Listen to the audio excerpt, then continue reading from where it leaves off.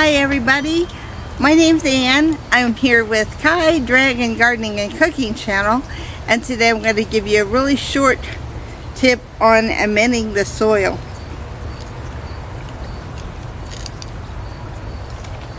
I always keep a lot of notes and I got to keep my readers close by, so here we go.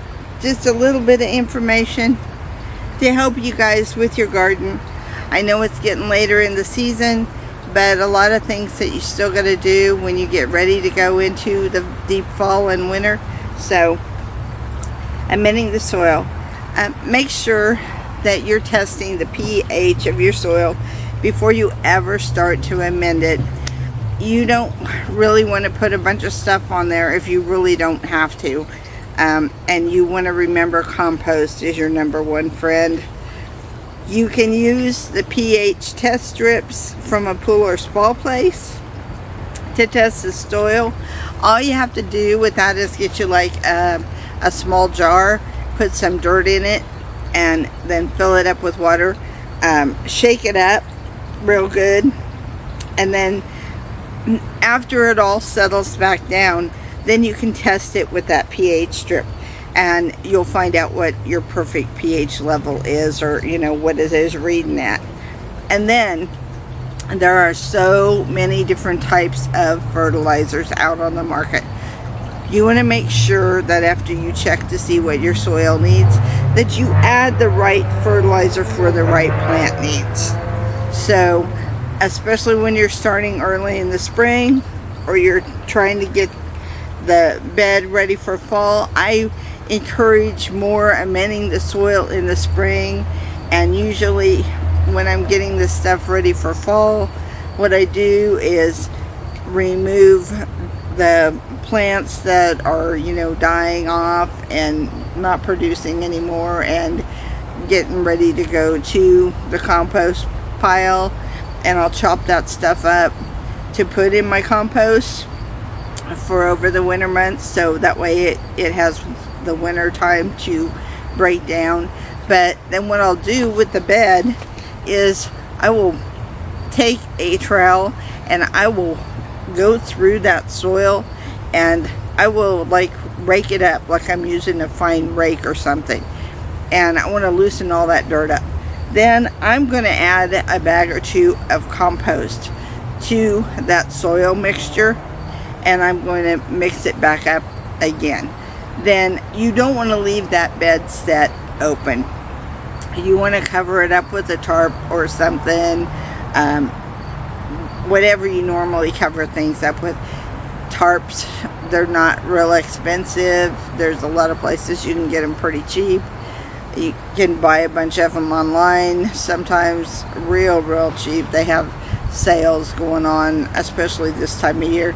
And then a few bricks, or concrete blocks, or even heavy rock, sandstone, or whatever you got, just to put over that tarp to hold it on down. And what you're going to do is you're going to put that on there to cover it, and it's really good in raised beds and stuff, because you don't want the rain and the snow to leach out everything that you're putting into that soil. So that way when you're going to test your soil again in the spring, that way you kind of know what you're starting out with. But by putting compost on it in the fall, some people eliminate that step. I do it because I use straw mulch, and I like to mix that stuff in. So the compost, by putting the compost on there, it kind of helps break that stuff on down, if that makes sense, because I have 2 or 3 months of weather time for that to do a breakdown process, because you really don't want to use compost that isn't fully composted. But your straw and stuff will continue to break down into your soil. But by putting that compost on there and mixing it into the soil and then covering it up, it gives a chance for nutrients to rebuild into the soil.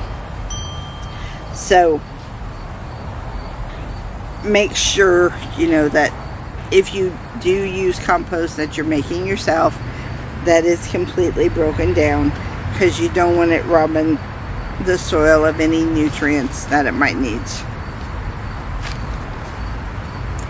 And then, like I said, early spring, when things are ready to go and you uncover that bed, like I said, and another thing, if you do have, rain and snow, you might have to take your tarp and, uncover it, get the water off of it, lay it back down.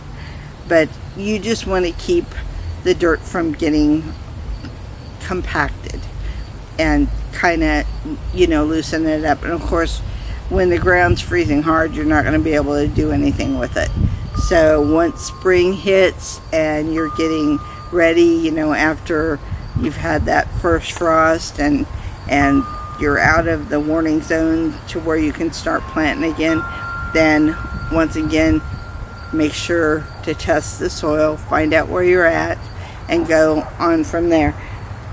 And another thing, this time of year, if you're into the fall season and stuff, start watching your stores and online and stuff.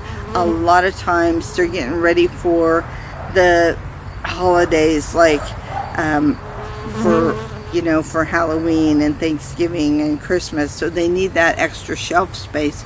So what they'll start doing is they'll start throwing insecticides and your plant foods and garden supplies and just little knickknacks and different things that you want to put in the garden. They'll start putting that stuff on sale, and you can get it fairly reasonable.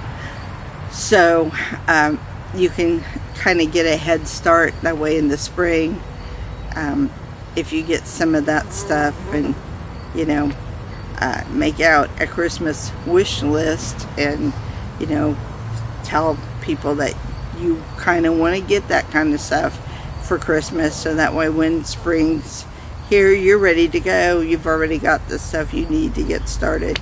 And like I said, big thing, break it up, make sure your soil is loose, test that pH, see what you need, do what you need to do to fix it, test it again to make sure you're right on for whatever you're going to plant there. Do a little research. Most of the time it'll tell you on the seed packet whether you need a real acidic type soil or what the plant needs to survive, and you want to remember what they need when they're starting out, and you want to get a good root base when you're starting out. So just remember what the plants need from the beginning and you should be good to go. But when you tear down for the winter, just do it a once over and make sure you're not leaving something into the soil that maybe cause harm to it over the winter months. If you have any plants that may have had a fungus or a disease or any kind of bacteria, make sure you get that stuff out of there. Don't leave it in the garden bed, and you'll be ready when the time comes, so you can keep on sowing and growing. Anyway, I hope you got something out of this. It's short and sweet, and hit the notification bell so that way when we release more videos. And like, share, and subscribe if you haven't already. Tell your friends about us. Help us get to 1,000 subscribers. That's the only way we grow, is with your help, and you are like an extension of family. I can't say that enough. You're important to us. We need you.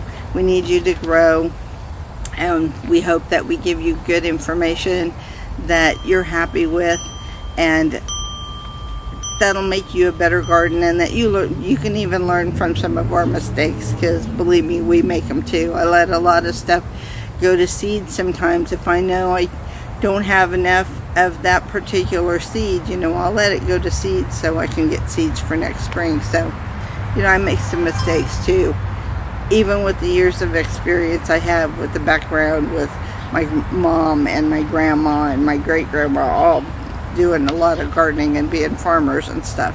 It happens. So we love you. Take care. Stay blessed. And thank you so much for watching us today. We appreciate you. Peace.